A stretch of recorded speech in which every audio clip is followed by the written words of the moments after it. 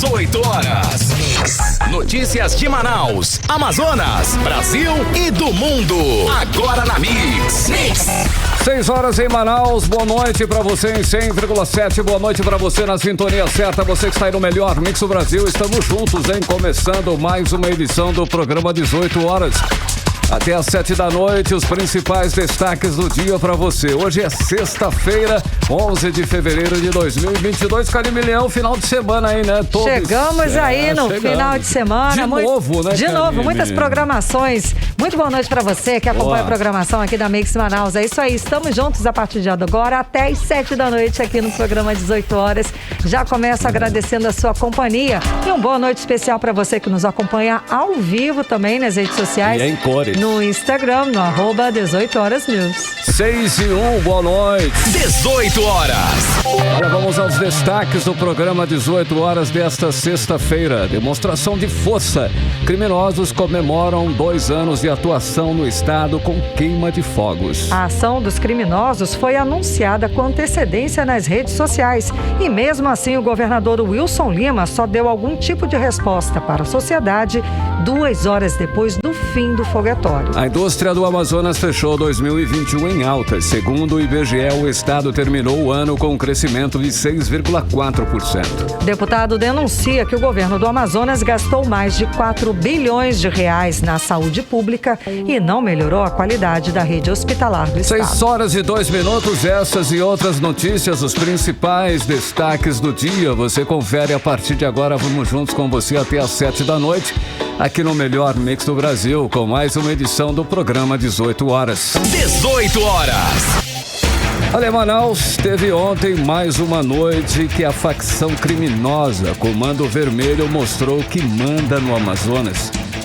Que faz o que quer, inclusive, e promoveu o maior foguetório da história do estado. Queima de fogos que durou quase meia hora em comemoração ao 2º ano de domínio aqui no estado. O foguetório registrado em todas as zonas de Manaus e em vários municípios no interior. O foguetório foi maior, mais barulhento, Karime Leão, e mais longo que a queima de fogos do Réveillon. Olha pra você ter uma ideia. Foi badalada mesmo, tá? Foi. Teve convite comunicado para todos assistirem à queima de fogos, que ia começar às 7 da noite, como de fato começou. Desde o início da tarde de ontem, começou a circular nos grupos de WhatsApp esse comunicado.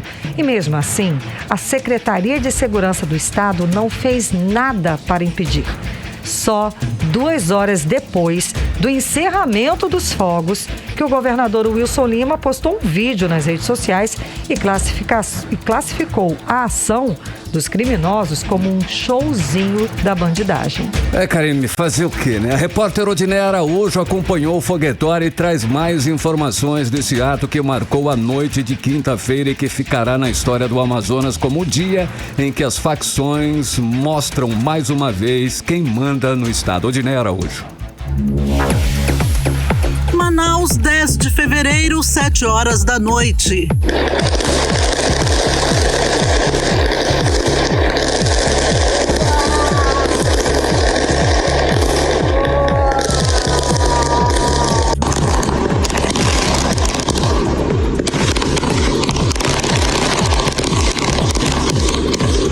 A deixa para o show pirotécnico promovido ontem em Manaus e alguns municípios do interior era essa, dia e hora, tudo marcado, inclusive antecipadamente, conforme divulgado nas redes sociais.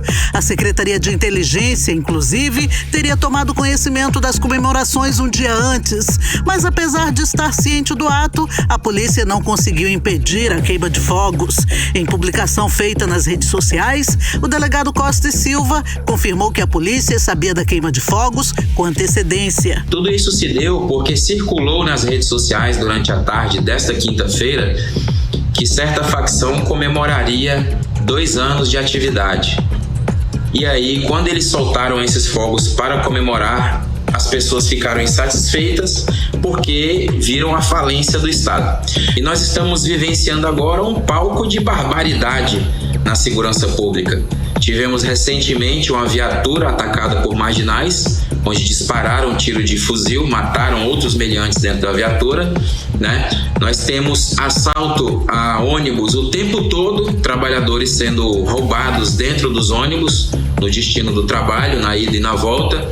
Nós temos, por exemplo, facções expulsando moradores de suas residências. É preciso tomar o controle novamente do Estado. É preciso contundência no combate à criminalidade. Depois das comemorações do crime organizado, o governador Wilson Lima foi às redes sociais anunciar a prisão de 50 pessoas, mas no vídeo mostrado pela polícia, apenas meia dúzia de presos aparecem. Olá, meu amigo, minha amiga, péssima noite para a bandidagem. Determinei que todo o efetivo da Polícia Militar, da Polícia Civil, fosse para as ruas, para colocar a bandidagem no seu devido lugar, no Camburão.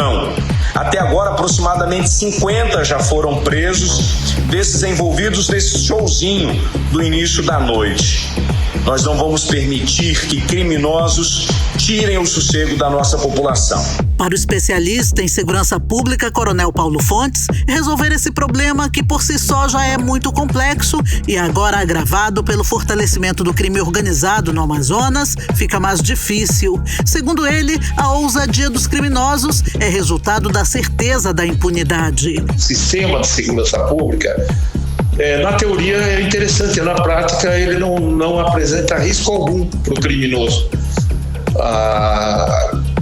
A prisão em flagrante por roubo não chega a 3%, por homicídio não chega a 3%. Quando se trata de investigação também, a elucidação do crime é muito baixa, ou seja, pode cometer crime que não vai haver problema, não vai ser preso, né? Então, é a fórmula perfeita: oportunidade, alto lucro e baixo risco. O Coronel Fontes acredita que é preciso uma revolução em todo o sistema de segurança, principalmente no encarceramento severo, sem regalias e com programas de ocupação dos presos. Já o sociólogo Antônio Carlos Raposo atribui a ousadia dos criminosos ao trânsito que eles têm dentro das instituições públicas. Todas as instituições públicas, basicamente, inclusive as de controle, as de segurança pública, tem um tentáculo, tem uma mãozinha lá do crime organizado. Veja bem, quando essa gente consegue penetrar no Poder Judiciário, quando essa gente consegue penetrar dentro do Congresso Nacional, em vários outros setores da sociedade, obviamente eles ficam menos assustados com o poder de reação do Estado. O 18 Horas tentou ouvir a Secretaria de Segurança Pública para saber por que a inteligência do governo não se antecipou ao crime, evitando as comemorações, mas até o fechamento da reportagem, eles não enviaram resposta. Odneia Araújo para o 18 Horas.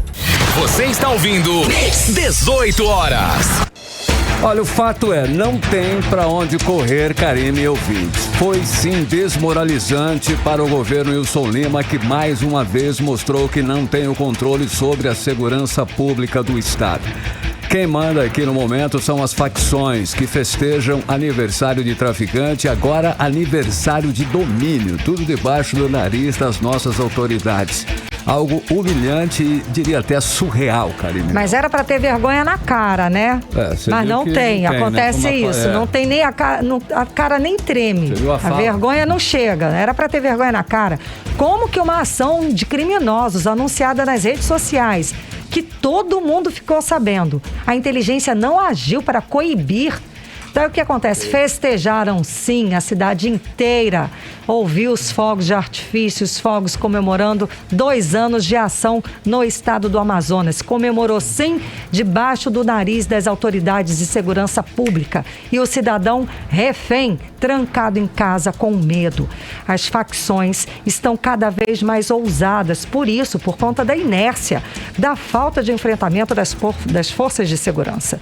O Amazonas é hoje um dos estados mais violentos do país, justamente porque não se combate o crime com profissionalismo, com inteligência. Cadê o setor de inteligência? Poder de fogo também não tem. E por isso não impõe respeito, não mesmo. A segurança pública do Amazonas é um desastre. Bom, isso tudo é vergonhoso, sim, é humilhante para todos nós do Amazonas. É o crime mandando e desmandando e o Estado amedrontado, incapaz de combater o avanço das facções. E a cada dia, como nós estamos vendo, estão ficando cada vez mais fortes. E é realmente muito preocupante você ver o crescimento dessas facções. São várias facções espalhadas praticamente por toda Manaus. Você viu aí, foi fogos praticamente em toda Manaus. E elas estão cada vez mais violentas e destemidas, Karine. Pois é, e vale destacar, Carlão, que essa não é a primeira grande ação de imposição de forças das facções criminosas, tá? Todo mundo lembra aqui que em junho do ano passado, as facções obrigaram a todos, inclusive a polícia, a um lockdown forçado. Ficou todo mundo trancado em casa com medo, sim, senhor. Os criminosos, as facções ocuparam a cidade, queimaram prédios públicos, ônibus, praças, bancos e até ambulância, tá? Sem qualquer reação prática das forças de segurança. Cadê a inteligência? Não se pode pensar em falar sobre segurança pública de um Estado sem um setor de inteligência. As instituições ficaram literalmente de joelhos e o povo sem saber a quem recorrer. 18 horas. Bom, e o show pirotécnico do crime organizado repercutiu nas redes sociais, é claro, na imprensa nacional e entre os moradores do Amazonas. Nas redes sociais, os internautas fizeram, lógico, memes, né? Com as placas que o governo colocou. Sabe aqueles cavaletes? Pois é, acho que eles que estavam lá coibindo esse tipo de ação dos criminosos. Bom, pois é, esses memes, né, rodaram vários pontos de Manaus. Ao invés da polícia armada, a gente tem cavaletes. Cavaletes vale um policial, né? Os cavaletes. Sei lá. Já a população diz que a comemoração do crime organizado, Karine, é uma afronta à segurança pública do Amazonas. E a repórter Odiné Araújo ouviu a população e traz agora para nós os detalhes. Odiné Araújo. Manaus toda em fogos, visto aqui da Ponta Negra.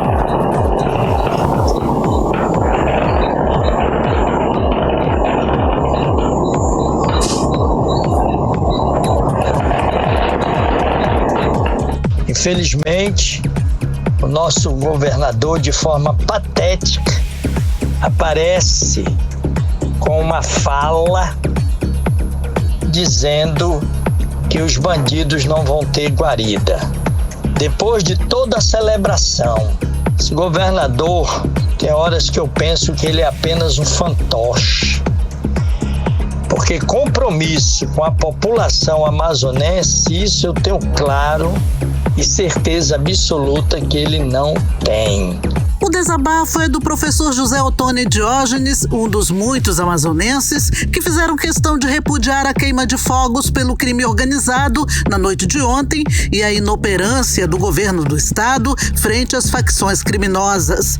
O show pirotécnico, promovido por criminosos no Amazonas, sem nenhum temor e bem nas barbas da polícia, repercutiu em todo o país.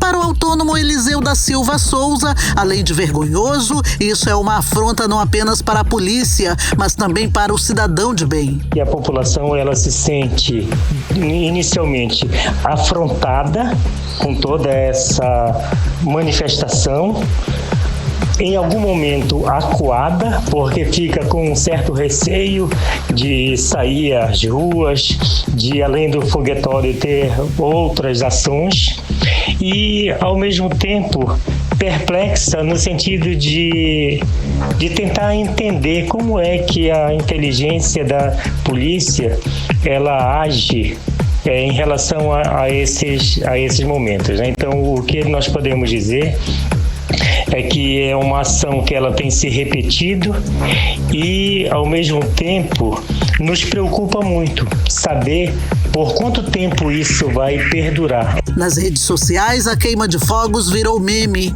e sobrou para as placas e cavaletes fixados pelo governo do estado em pontos de Manaus. Os internautas zoavam, dizendo que as placas não conseguiram evitar o Réveillon do crime organizado. Para a atriz Lucicleia Lopes da Silva, mais vergonhoso que as placas é o governo se calar diante da afronta dos criminosos. As autoridades do Amazonas, a segurança pública, o governo do estado, eles ficam mudos, silenciosos, né? Então eu pergunto, por que essa mudez, né, das autoridades do Amazonas, né? Se a gente continuar nesse ritmo, daqui a alguns anos, não vai ter como frear mais esse movimento dessas facções. Aí eles vão poder cometer crimes, né, como já cometem. Eles vão ficar cada vez mais forte e com isso a sociedade vai ficando cada vez mais submissa a essas facções. Já o servidor público Miguel Oliveira diz que a irreverência do crime organizado é a confirmação de que o governador Wilson Lima está desacreditado no Amazonas. A população não acredita no governo, tanto no governo federal como no governo estadual, porque os dois não possuem política de segurança pública, não possuem política de emprego, de trabalho, de renda, que possa combater o narcotráfico. Odinei Araújo para o 18 horas. Você está ouvindo 18 horas. Entrevista do dia. Agora em Manaus, 6h16 e vamos continuar falando sobre a queima de fogos que surpreendeu a todos aqui em Manaus. Vamos conversar agora com o professor do Departamento de Ciências Sociais da UFAM, Luiz Antônio Nascimento. Muito boa noite. Seja bem-vindo aqui ao programa 18 horas. Então, professor, como é que podemos classificar essa ação que chocou toda a cidade, que também foi registrada no interior do estado? É o crime organizado realmente dizendo que manda no estado? Então, tudo bem? Boa noite. Boa noite. A todos. Boa noite, Karine. Boa noite, Carlão. Boa. Obrigado pelo convite. Boa. Eu penso que a gente tem um problema bastante sério, que é a ausência do poder público como regulador da ordem pública, né? Quer dizer, não é a primeira vez, não é a segunda que a gente tem esse tipo de espetáculo com uma resposta muito estranha por parte do governo, né? O governo, há muito tempo, eu me lembro que alguns anos atrás, quando um governador de estado fez acordo com o tráfico por conta das campanhas eleitorais, eu dizia que você não faz acordo com bandido, porque bandido não precisa cumprir acordo porque ele tem arma na cintura, né? Quando você tem um crime organizado que ataca a sociedade, que faz chacota e ainda manda recado por meio de queima de fogos, o Estado precisaria responder de uma outra maneira. Sim. A inteligência deveria ter atuado antes, eles deveriam ter coibido a ação, já que postaram antes do ato, não é? Não localizaram? Porque, veja, tem meia dúzia de lojas na cidade que vende fogos. Pois é. Sim, então o cara não está comprando combustível que tem 300 postos, 500 postos, tem meia dúzia. Então, uma identificação dessas áreas seria bastante razoável alcançar esse tipo de coisa. Mas a questão central é a ausência de um Estado para combater o crime. Queimar fogos não é crime, mas o crime que está sendo praticado, o tráfico de drogas que está sendo praticado, a extorsão que as pessoas estão sendo submetidas nos bairros, né? Aí a ausência do poder público como regulador, como aquele que atua para estabelecer a ordem, esse é um problema. Me parece que é importante que a sociedade compreenda e que o tráfico de droga precisa ser enfrentado. E aí, óbvio, também o Estado não é totalmente responsável por isso. Quer dizer, a União, através do Exército Brasileiro, através das Forças Nacionais, tem devido responsabilidade, deve à sociedade responsabilidade, porque a droga não é produzida no Amazonas, né? Ela entra no Estado. E é um dever da União, é um dever do governo federal combater isso. E se a droga está chegando em Manaus, é porque o Estado o governo federal não está cumprindo a sua parte, né? Está entrando nas fronteiras, está padecendo os rios federais, está entrando pelos aeroportos, entrando pelos portos, não é? Porque quando chega aqui, aí a Inês remota, aí fica mais difícil para o governo do Estado enfrentar um problema que ele deveria estar atuando junto com o governo federal. Agora, o governo federal deixou muito claro que não tem nenhum interesse em combater o crime nesse país. Vocês mesmos têm anunciado que não há combate ao crime organizado, não há combate ao desmatamento ilegal e à queimada ilegal. Segundo o IBAMA, apenas 1,3% dos crimes no meio ambiental foram apurados, né? Sim. Então esse nos deixa bastante preocupados. Professor, seguindo essa linha de raciocínio aí, quando nós presenciamos, a gente assiste um evento dessa magnitude que aconteceu ontem em todas as zonas da cidade, nós podemos dizer que o Estado já perdeu, está perdendo a guerra para as facções? Qual é a situação, qual é a posição em que o Estado se encontra em relação a essas facções aí? Olha, o combate ao crime não se pode, ainda mais o crime organizado, ele não se dá com ação policial espetaculosa na rua. Né? Quando você teve, por exemplo, um pouco mais de um mês, aquele assassinato atrás do fórum, ali você tem um escárnio em praça pública, né? Além do crime em si, um atentado à autoridade do Estado. Então, você deveria estar atuando com inteligência, com investigação e, principalmente, o combate. Como é que você combate o crime organizado? Não é prendendo aviãozinho, né? É você atuando, por exemplo, onde pesa, que é no bolso, na área econômica. Bloquear bens, identificar as contas, identificar como o dinheiro está sendo lavado, né? A gente tem uma série de lavanderias, entre aspas, aqui, onde... Então é isso que o Estado precisa atuar. Segue a rota do dinheiro, né, professor? Exato, são vários caminhos, né, que a gente pode... São vários caminhos. Não é com um helicóptero sobrevoando a cidade, fazendo voos rasantes, isso não funciona. Ele é espetaculoso, faz o espetáculo, amedronta parte da população, mas afinal de contas, e também não é prendendo meia dúzia de caixinha de rojão. Expõe o Estado, nos expõe a todos. É vergonhoso quando você vê que você tem um poder público, um Estado que tem uma economia bastante importante, tendo que ficar se expondo dessa maneira porque não tem policiamento preventivo, né, com o uso da inteligência. A área de inteligência da Polícia Civil completamente sucateada, né? Não adianta você colocar carro novo na rua se os agentes da Polícia Civil que atuam na área de investigação não tem equipamento, não tem reagente químico, não tem técnicos qualificados, não tem formação continuada. Há muito tempo que os trabalhadores da Polícia Civil têm reclamado. Eles dizem, olha, professor, não adianta você ter uma viatura nova se o material de investigação eu não consigo processar porque eu não tenho laboratório. Meus laboratórios são do tempo do Ronca, meus computadores são velhos. Exato. Agora, professor, o senhor mencionou aí dos aviãozinhos, né? Esses jovens que são recrutados pelo tráfico. Vamos para outra ponta, vamos para o lado social também. A falta da mão do Estado nessa juventude, nessa ponta desses jovens que estão cada vez mais, ficam cada vez mais vulneráveis e assediados pelo tráfico, pelo dinheiro fácil. De bandeja para o tráfico. Há essa falta do braço do Estado também nessa parte social?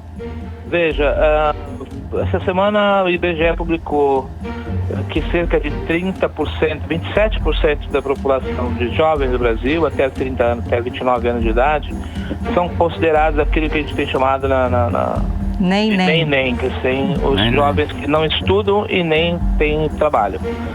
Não é?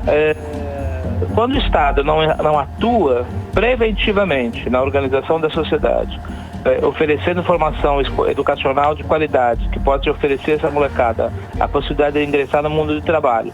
E também o Estado deve atuar de forma... Ele não pode punir um empresário que não contrata jovens, mas ele pode estimular e premiar aquelas empresas que contratarem jovens. Né? Você inverte o polo. Bom, se você contrata os jovens, eu vou te abonar, eu vou te oferecer X vantagem. O fato é que e no Amazonas esses números são ainda maiores, mais de 50% dos jovens no Amazonas estão sem emprego, sem trabalho. E essa molecada acaba encontrando no mundo do crime uma opção de geração de renda, né, que o mundo oficial, o mundo formal de trabalho não oferece. Uma boa parte dessa molecada entra no mundo do crime como opção de renda, né? E ao mesmo tempo sem que a gente tenha a possibilidade de oferecer a eles uma outra opção.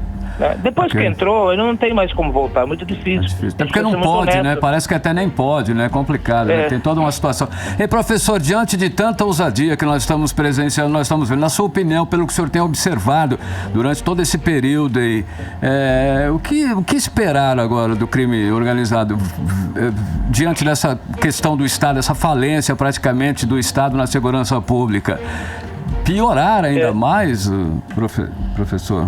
Veja, o crime, o crime de tráfico, o negócio dele é econômico, né? Os crimes que envolvem o mundo do tráfico é fundamentalmente econômico, né? Não pagou dívida de jogo, dívida de tráfico ou de disputa de pontos. O que o Estado precisa entender ele não vai enfrentar esse crime com polícia ostensiva na rua. Ela é importante e é imprescindível, o policiamento preventivo. Mas ela vai conseguir enfrentar esse crime com investigação, com inteligência, com colaboração da sociedade, mas para isso é preciso que a sociedade tenha confiança no Estado. Não é? É preciso encontrar essas autoridades e vamos combinar uma coisa, né? Todo mundo sabe que os donos das bocas, os chefes do crime não estão na periferia. Os chefes do crime não estão morando em favela ou no alagadiço, não estão na beira de Igarapé detonado. Não é lá que eles estão, então não adianta ficar procurando lá. É preciso procurar nas áreas nobres da cidade. Por dentro do crime, né? Por dentro do crime, a gente sabe disso. Mesmo, né? Tem que ir no cerne da questão ali. Porque prender molecada, o Brasil cresceu de 2014 até agora, quase que dobrou, mais do que dobrou o número de presos. Né? Nós estamos hoje com quase 800 mil pessoas presas, né? De 2014 até agora. E o que mudou na sociedade brasileira? Em que melhorou? Só piorou. Então o sistema, a lógica de aprisionamento não tem funcionado. Pelo contrário, você pega um moleque que foi pego traficando e esse moleque volta do PhD de lá. PhD do crime. Exatamente, Pior. A gente também não consegue isso. Ok. Professor, muitíssimo obrigada pela sua participação conversando com a gente a respeito desse assunto hoje aqui no programa 18 horas. Um abraço para vocês, bom trabalho para vocês. Muito obrigada, boa noite, bom trabalho. Conversamos Muito obrigada. Conversamos com o professor do Departamento de Ciências Sociais da UFAM, o sociólogo Luiz Antônio Nascimento. Agora 6h28 e você no melhor mix do Brasil. 18 horas. Vamos seguir falando de política. Bora. Todos querem saber agora onde está o presidente da Câmara Municipal de Manaus, Davi Reis, que está fugindo do oficial de justiça. Artemisa Gadelha está aqui para explicar para a gente do que se trata essa confusão aí envolvendo o presidente da Câmara de Vereadores de Manaus. Muito boa noite, Artemisa Gadelha.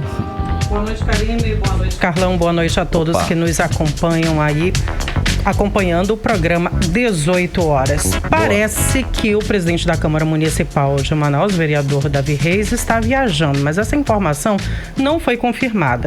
Bom, o oficial de justiça do TRE, Tribunal Regional Eleitoral do Amazonas, foi à Câmara Municipal de Manaus hoje entregar a notificação sobre a decisão da Corte do TRE que cassou o mandato do vereador Sandro Maia do DEM. Nós já falamos, inclusive, desse assunto essa semana aqui.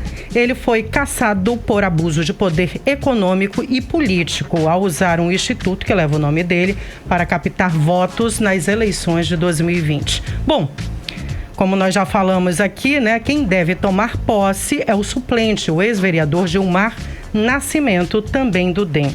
Na ausência do presidente da Câmara Municipal de Manaus, vereador Davi Reis, como eu já disse, por motivo de viagem, o documento foi assinado pelo presidente em exercício, Wallace Oliveira do PROS. Em nota, a Câmara Municipal de Manaus informou que a posse do vereador Gilmar deve ocorrer nos próximos dias. De acordo com o vereador Wallace Oliveira, o processo será feito com celeridade, mas se comenta nos bastidores que Gilmar Nascimento não tomou posse ainda para que Sandro Maia tenha tempo e tente reverter a decisão em Brasília. E por enquanto não se tem notícias de Davi Reis, né? Na próxima segunda, o Parlamento Municipal vai ferver se for comprovado o não cumprimento do dever por parte do presidente. Ele pode perder o mandato de vereador. Vamos relembrar o caso? Então, um projeto de lei do vereador William Alemão, do Cidadania, foi aprovado em outubro do ano passado e vetado pela Prefeitura de Manaus. Então, deveria ter sido enviado à Câmara no prazo de 15 dias.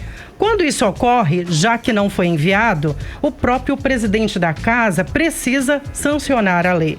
Mas o documento só entrou em pauta na sessão de quarta-feira, ou seja, sabe quanto tempo depois? Quanto? 4 meses depois. A situação foi apontada pelo vereador Amon Mandel. E esse erro coloca em risco todas as decisões, como nós já falamos também essa semana. Votações da Câmara desde outubro de 2021, com a possibilidade da perda do mandato do vereador, presidente da casa, Davi Reis. Período bem tumultuado para ele, né? Não conseguiu o puxadinho da Câmara de 32 milhões de reais. O aumento do cotão de 18 mil para 33 mil reais foi barrado pela Justiça e agora existe aí a possibilidade também dele perder a cadeira de vereador. Karime e Carlão. Artemisa, olha só, o prefeito, vice-prefeito, secretários e subsecretários do município já caiu na conta, né? Já estão aí recebendo seus salários reajustados em 50%, tranquilos. Quem mais está se beneficiando dessa, digamos, farra com o dinheiro público, Karime? 50%, Artemisa? Exatamente, Carlão. Além de todos esses que você citou, também os vereadores tiveram aumento nos salários e já estão recebendo, como você disse. O aumento entrou em vigor em janeiro deste ano. O salário do prefeito de Manaus, Davi Almeida, passou de 18 mil para 27 mil reais. O reajuste foi aprovado pela Câmara Municipal de Manaus no final de 2020, na gestão anterior, mas só entrou em vigor este ano. O aumento só ficou congelado ano passado por conta de uma portaria, do governo federal que proibiu o reajuste de salário dos servidores públicos por conta da crise fiscal ocasionada pela pandemia da Covid-19. O salário do vice-prefeito passou de 17 mil reais para 26 mil reais. Secretários e subsecretários ganhavam 15 mil e 14 mil reais, agora recebem 21 mil e também podem receber aí 19 mil reais. Os vereadores que aprovaram o aumento dos próprios salários recebiam 15 mil R$31,76 e agora passou para 18,9 mil reais. Para o articulista político Braia Douzani, esse aumento vai contra a vontade da sociedade. Vamos ouvi-lo. Esses aumentos aprovados em dezembro de 2020 representam a total desconexão da classe política com os interesses da população. Você pegar um salário e reajustar ele 50%, como foi o salário do prefeito, é um tapa na cara da sociedade. 2020 foi um ano pandêmico, onde as pessoas perderam seus entes queridos, onde as pessoas perderam os seus negócios, as pessoas perderam os seus empregos. E aí a classe política deu, eu lembro desse reajuste, esse presente de grego para a sociedade numa das últimas sessões da CMM de 2020. Prova mais uma vez de que a Câmara Municipal de Manaus se encontra de costa para a população, infelizmente. Você está ouvindo 18 horas. Ouvimos então o articulista político Braia Douzani, que falou que a Câmara Municipal de Manaus mostra mais uma vez que está de costas para a população. E agora vamos falar de eleições 2022. E a Federação Partidária tem movimentado aí o jogo político em todas as esferas, inclusive o PT. Começou a discutir internamente a possibilidade de ter candidato próprio ao governo do Amazonas. Um dos nomes cotados para essa disputa é o do ex-deputado e ex-senador João Pedro. Resta saber se o partido vai realmente investir nessa possibilidade. Eu conversei com o deputado federal José Ricardo do PT e ele confirmou que deve vir para a reeleição como deputado federal. Vamos acompanhar a entrevista. O PT não tem definido ainda nome para o governo. Eu defendo que o PT sim lance um candidato a governo do estado. Dentro do partido, o coletivo, onde o João Pedro faz parte, lançou o nome dele e está crescendo o apoio à indicação do nome dele internamente. Em relação ao Senado, eu defendo que o PT lance candidato ao Senado. O coletivo que eu faço parte está indicando o nome do professor Denis. Eu estarei sendo candidato à reeleição a deputado federal. E nós vamos estar juntos lutando para ter aqui, portanto, um palanque para o candidato presidente Lula nessas eleições desse ano, tentando construir um projeto para desenvolver o estado do Amazonas e garantir cidadania, inclusão social, emprego, para a população do Amazonas, que hoje tanto sofre pelo desgoverno federal e estadual. Você está ouvindo 18 horas. Ouvimos o deputado federal José Ricardo e, continuando aí no campo da esquerda, podemos visualizar aí também uma construção que tende a colocar no mesmo barco PT, PSB, PV e PCdoB. Eu conversei essa tarde com o deputado estadual Serafim Correia, ele que é do PSB, sobre a possibilidade de mudança de partido. Ele disse que não muda, pois está no PSB por convicção. Vamos ouvi-lo. Quanto à pergunta que você me faz, se existe a possibilidade de eu trocar de partido, a resposta é não. Eu estou no PSB, Partido Socialista Brasileiro, por convicção, lutando pela melhoria da qualidade de vida dos menos favorecidos, no sentido de diminuir as desigualdades que existem entre uns e outros. Portanto, não há essa possibilidade, minha cara amiga. Eu estou no PSB há 35 anos. Foi por ele que eu conquistei os meus 5 mandatos. E é nele que eu vou continuar. Você está ouvindo 18 horas. Ouvimos então o deputado estadual Serafim Correia, ele que garante que não vai mudar de partido. Karime Carlão. Exatamente. Okay. Muitíssimo obrigada pelas informações, Artemisa Gadelha. Ótima noite. 6h37, você no melhor mix do Brasil. 18 horas.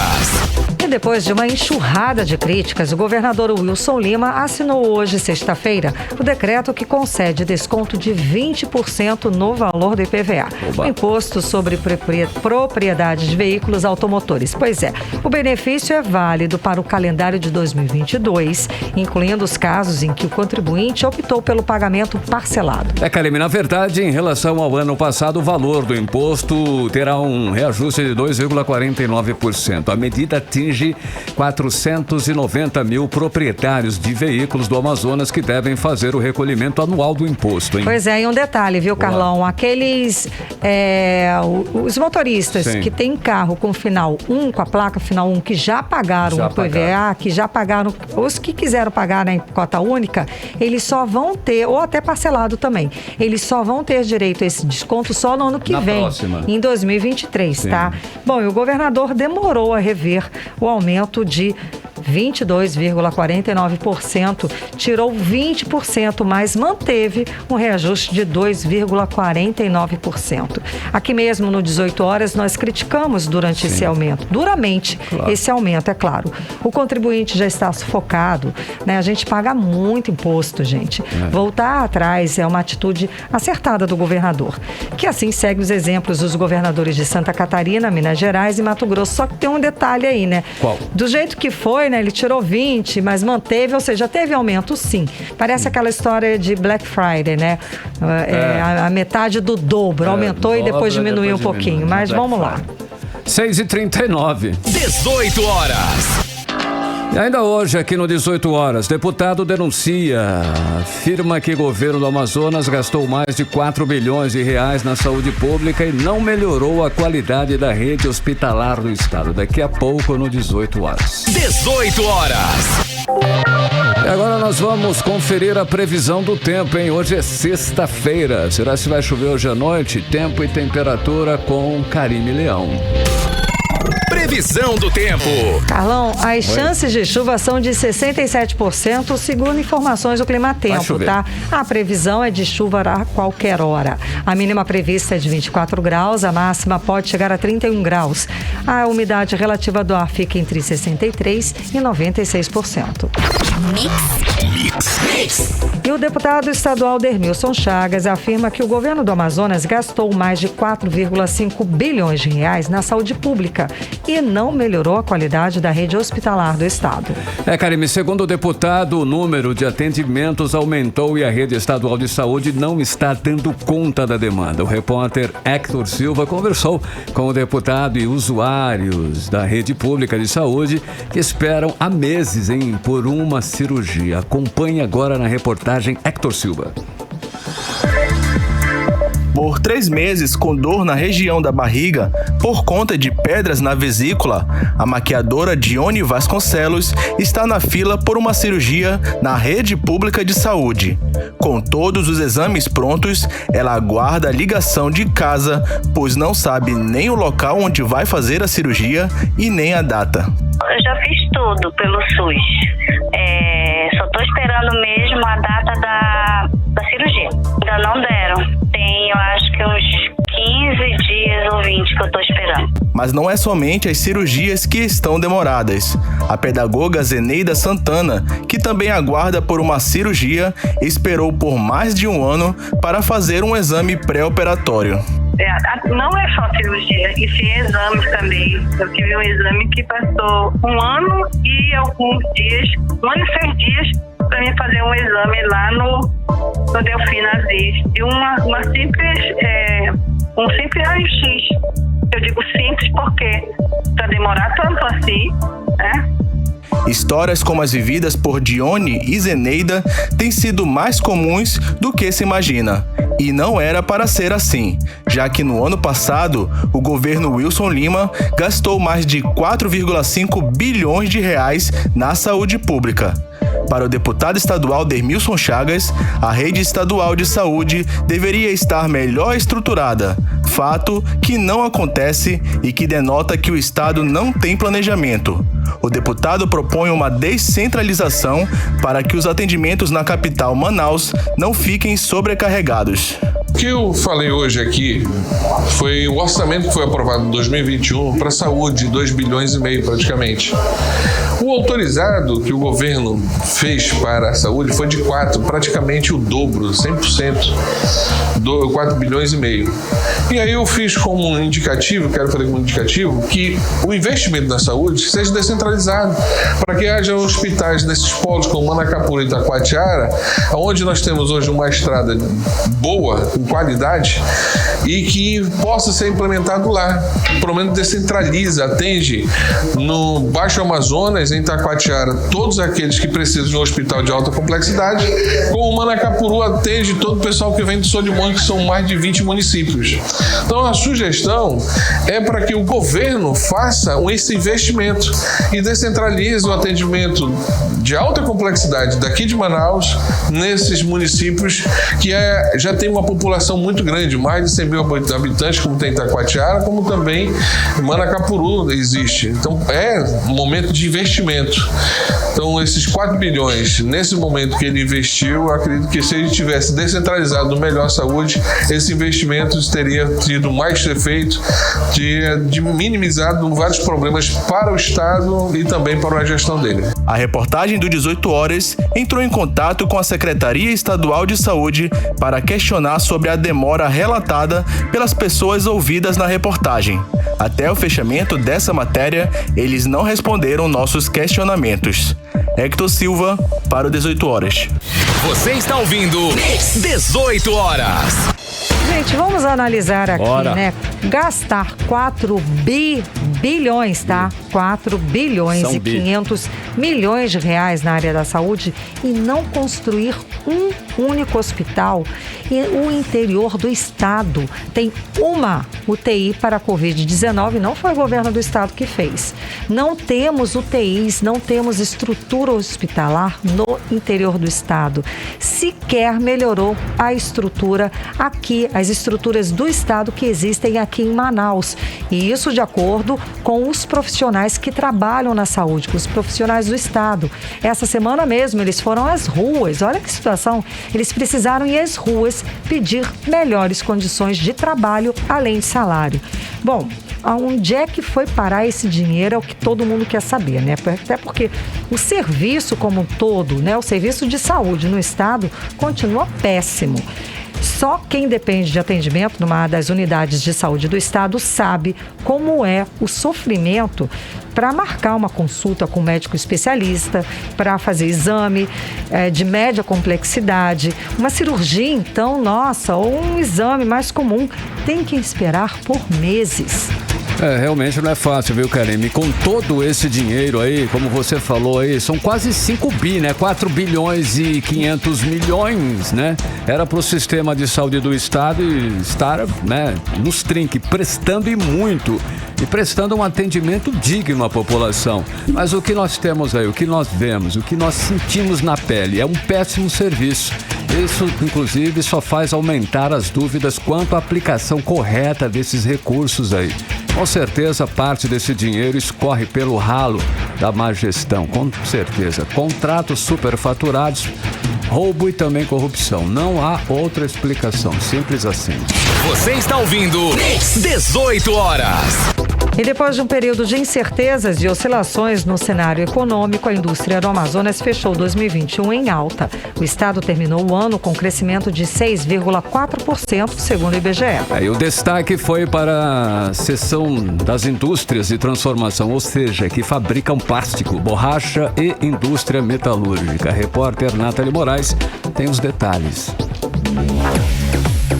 A produção industrial do Amazonas em 2021 cresceu em 6,4%, mesmo com os altos e baixos provocados pela Covid-19.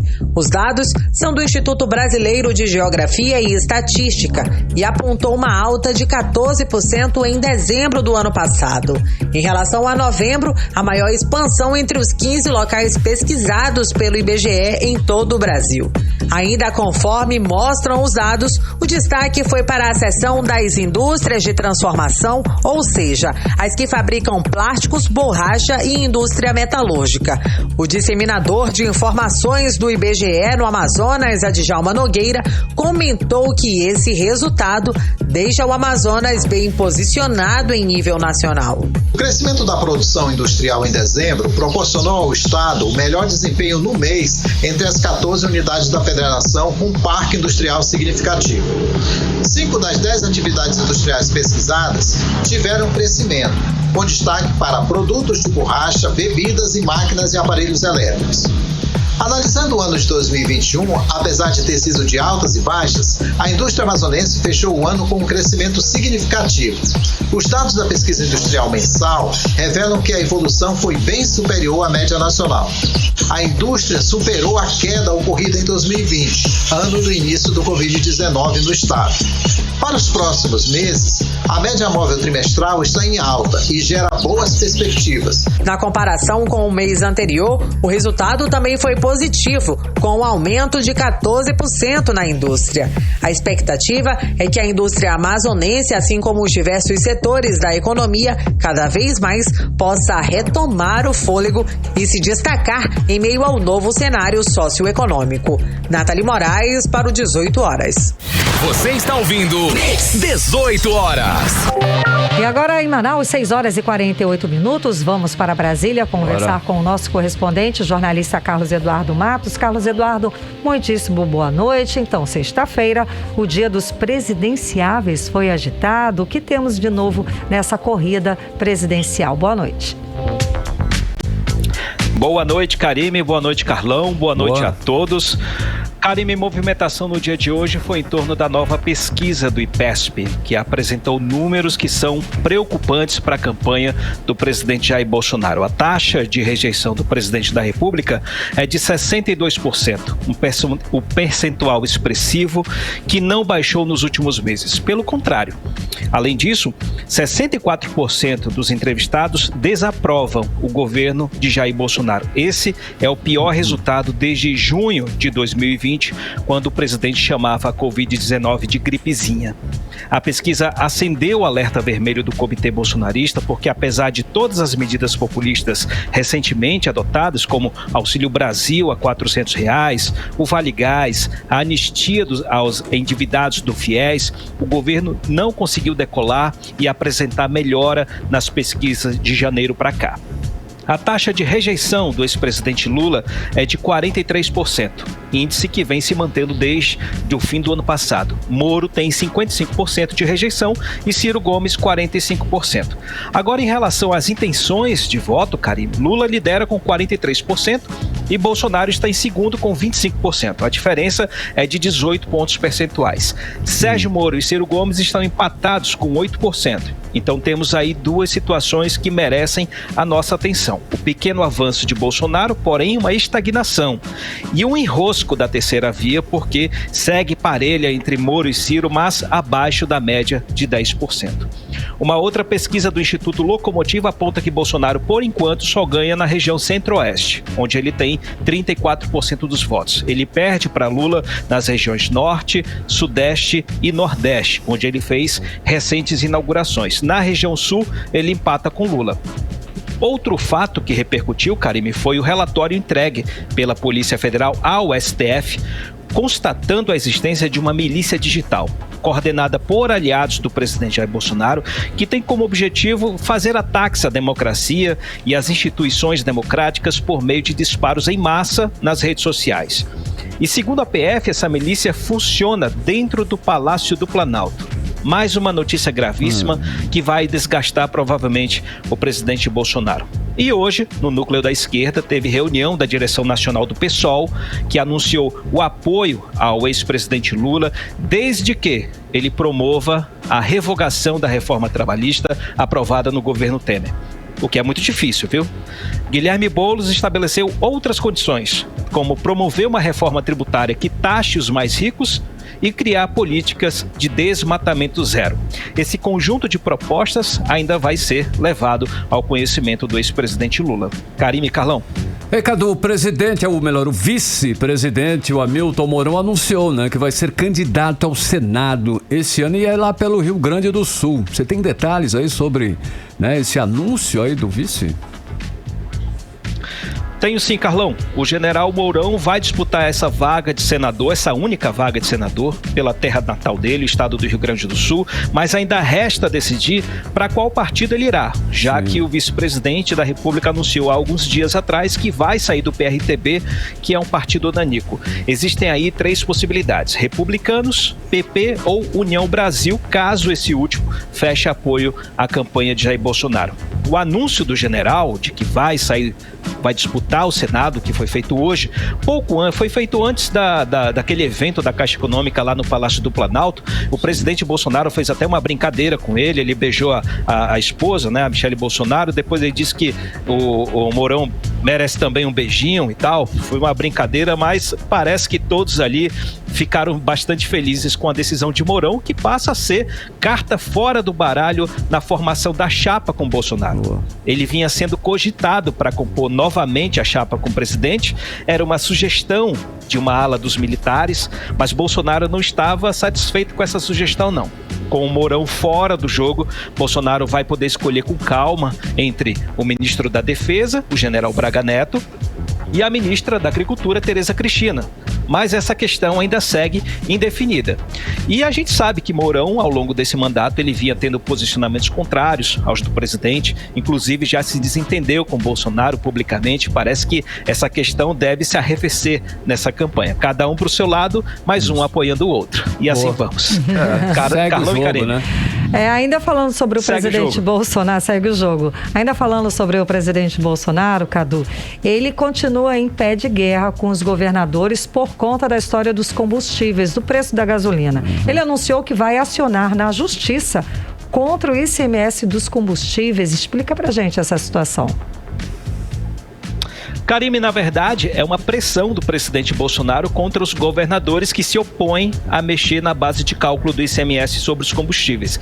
Existe aí uma queda de braço entre ele e alguns governadores que não vão apoiá-lo nessas eleições, no que se refere a propostas para tentar estabilizar ou diminuir o preço dos combustíveis, principalmente da gasolina.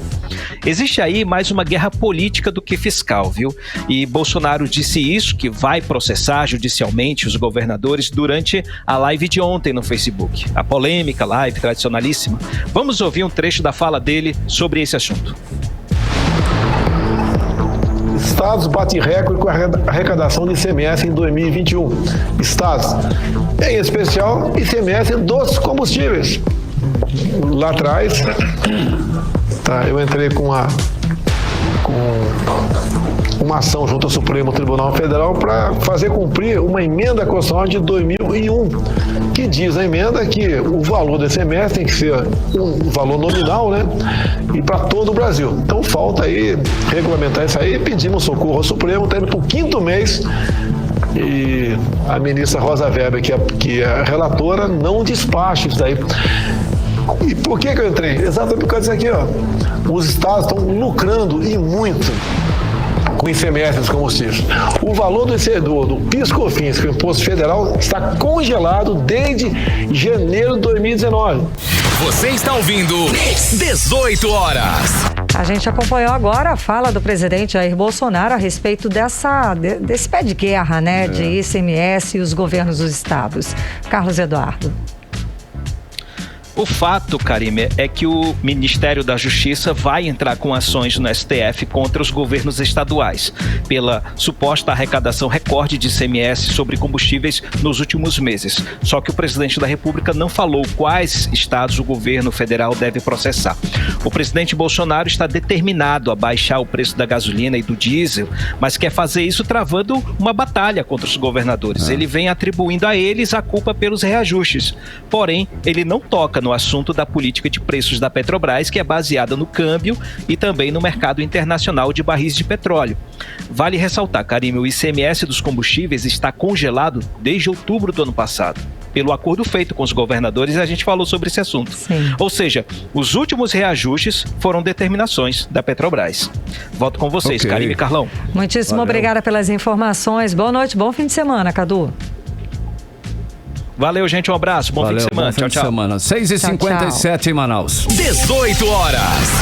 E 60% dos processos contra empresas no Tribunal de Justiça do Amazonas são contra o Banco Bradesco. A repórter Odiné Araújo explica pra gente a situação. Lucro líquido de 22 bilhões em 2021, o Banco Bradesco lidera no Amazonas o ranking das reclamações de clientes junto ao Tribunal de Justiça do Estado. Somente o banco é responsável por quase 60% dos processos contra empresas registrados na Justiça do Amazonas no ano passado. São 44.423 ações contra o banco. Os principais motivos das reclamações são cobrança indevida de tarifas, perdas e danos, práticas abusivas e inclusão indevida em cadastro de inadimplentes. O segundo lugar no ranking é ocupado pela Amazonas Energia, com mais de 6.400 ações. E depois vem a empresa de telefonia Vivo, com 5.300 ações. O ranking das empresas com mais processos no Judiciário do Estado foi divulgado hoje pelo deputado estadual Serafim Corrêa durante discurso na Assembleia Legislativa do Amazonas. O Bradesco, que ganha tanto dinheiro, 22 bilhões de reais no ano, ele tem que, no mínimo, montar um centro de atendimento ao cliente e procurar resolver, fora do judiciário, essas suas demandas, esses seus impasses. É absurdo que o Bradesco, o maior banco privado brasileiro, ocupe 60% dos espaços no Tribunal de Justiça. Ou seja, o Tribunal de Justiça fica servindo de central de atendimento dos clientes do Bradesco. Isso é inaceitável, porque o juiz que poderia estar pacificando a sociedade e várias outras demandas sociais, políticas, econômicas, financeiras, ele fica só julgando causas do Bradesco. O deputado também apresentou pesquisa que revela que em 4 anos as despesas com órgãos públicos cresceram até 102% no Amazonas. De acordo com os dados de 2018 a 2021, para uma inflação de 24,21%, as despesas da Defensoria Pública cresceram 102,17%, da Assembleia Legislativa 60,48%, do Tribunal de Contas 46,64% e do Tribunal de Justiça do Amazonas o crescimento foi de 32,96% em despesas. Odneia Araújo para o 18 horas. Você está ouvindo 18 horas. 6h59, vamos atualizar os números da Covid aqui no Amazonas com Karine Leão. O Amazonas registrou mais 2.408 novos casos de Covid-19 nas últimas 24 horas. Segundo dados do Boletim da Fundação de Vigilância em Saúde do Estado, divulgados nesta sexta-feira. Desde o início da pandemia, o número de pessoas contaminadas pela doença já chega a 559.654. Também no boletim foram confirmadas 7 mortes, levando agora para 14.059 o total de mortes por Covid-19 no estado do Amazonas. Agora em Manaus, 7 horas em ponto, seguimos direto para o Editorial 18 horas.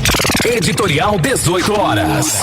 O sistema de segurança pública do Amazonas está falido. E isso ficou muito claro na noite de ontem, quando uma facção criminosa promoveu um foguetório de quase meia hora para festejar 2 anos de domínio no Amazonas.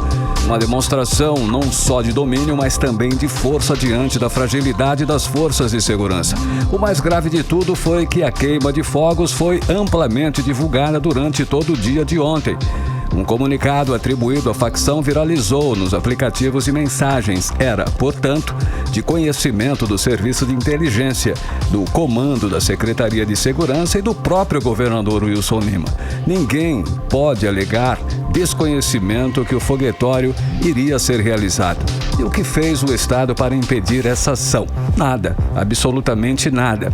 Horas depois do evento, o governador gravou um vídeo dizendo que tinha determinado que a polícia fosse para as ruas e anunciou a prisão de 50 suspeitos. Um pronunciamento vexatório e decepcionante. Enquanto o Estado expõe sua incompetência, as facções conquistam cada vez mais espaço. A violência explode com o aumento dos homicídios, dos roubos, das execuções, assaltos no transporte coletivo, de arrastões e até sequestros. As organizações criminosas têm motivo para comemorar o domínio no Amazonas. 18 horas. 7-2, Karime. Boa noite, um beijo, obrigada pela companhia. Até amanhã, um abraço aí pro pessoal de São Paulo, Karime, que tá conhecendo Manaus, olha visitando. Bem-vindos. Adorou o Amazonas, Karime. Beijão pra vocês. Até segunda. Você ouviu 18 horas.